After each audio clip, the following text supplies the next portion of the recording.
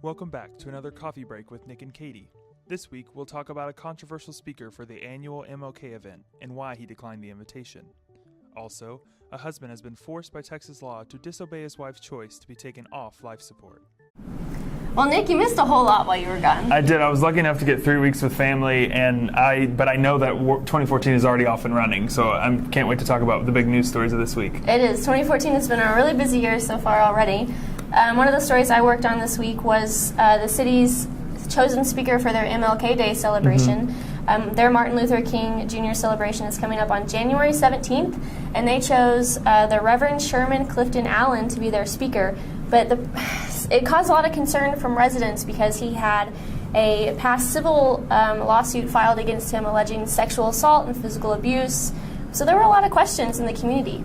Yeah, and I remember reading the story, and about 3 hours after the story, he came out and declined the invitation, and he cited the reason he was declining that invitation because he felt like his past would have a negative impact on the great picture of MLK Day, of the bigger picture of MLK Day. And I think that is an apt way to decide to decline something, because we saw in your story that several people felt that way. Mm-hmm. Well, we're going to continue to follow that and see who the new speaker is chosen for the MLK celebration since he has stepped down.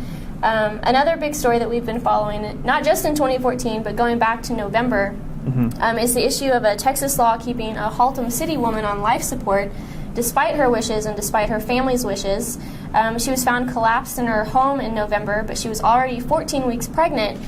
So even though she's brain dead, the law demands that she be kept on life support until the baby can be delivered. Yeah, and she expressly had decided that if this situation happened to her, that she would not want to be kept on life support. And so that's why it's really personal, I think, to this family, is because it was a situation she had already decided upon. We found out this week, and in fact, they're going to retain a lawyer.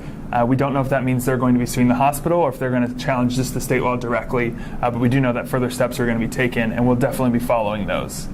Yeah, if you have any questions about that story or any of the other stories we've talked about or covered so far, you can check them out in the links below. Be sure to follow us on Twitter and Facebook. Have a great weekend. See you next week.